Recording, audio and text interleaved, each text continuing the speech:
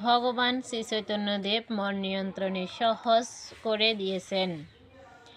এটা সত্যি যে ভগবান শ্রী চৈতন্যদেব মন ও ইন্দ্রিয় নিয়ন্ত্রণে সহজতম প্রস্তাব প্রদর্শন করছেন, কিন্তু মূল বিষয়টি আমাদের উপর নির্ভরশীল।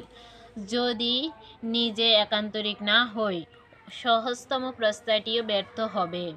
ভগবান শ্রী চৈতন্যদেব প্রদর্শিত সহজতম প্রস্তাবটি হচ্ছে হরে কৃষ্ণ মহামন্ত্র জপ করা।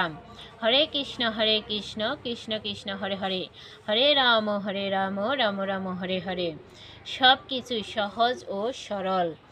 অন্যান্য যুগে তপচর্য অনুশীলন অত্যন্ত কষ্টসাধ্য ছিল, কিন্তু একান্তরিক ব্যক্তিদের জন্য শ্রীল প্রভুপাদ শুধুমাত্র 4টি নিয়ম, বিধিবদ্ধ নিয়মের পাশাপাশি হরে কৃষ্ণ মহামন্ত্র জপের বিধান দিয়েছেন। এই 4টি নিয়ম হচ্ছে: 1. অবৈধ যৌনসঙ্গ, 2. নেশা বর্জন, 3. দুটো ক্রীড়া বর্জন, 4. মাংসাহার বর্জন। এই 4টি নিয়ম অনুসরণ ও হরে কৃষ্ণ মহামন্ত্র জপ কীর্তনের পাশাপাশি যদি শ্রীল প্রভুপাদের গ্রন্থাবলী অধ্যয়ন করে বাস্তব জীবনের প্রয়োগ করি, তাহলে আমরা পরম কৃপা লাভ করি, সবচেয়ে ভয়ঙ্কর শাস্তি থেকে নিস্তার পেতে পারি। চলুন একটি সূত্র প্রয়োগ করি। একান্তরিক হন, সাফল্য নিশ্চিত।